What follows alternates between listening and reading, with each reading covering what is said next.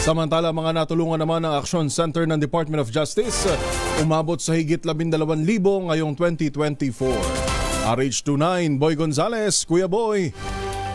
Yuel, umabot na sa mahigit sa 12,000 katawang nabigyan ng agarang tulong ng Department of Justice Action Center para sa taong 2024.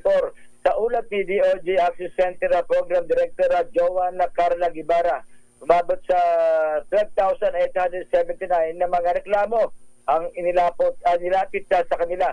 Mas taas ito ng 5 beses kung ikukumpara sa 2,815 na mga reklamo na idinulog nung nakalipas sa taon. Sa 12,000 idinulog sa Action Center, nasa 7,632.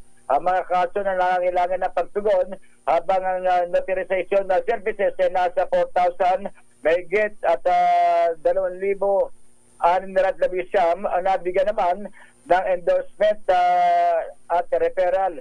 Ang iba pang serbisyo na naibigay ng DOJ Action Center ay mediation, paghahanda ng mga legal documents at ang pagbubuo ng mga katarungan taraban.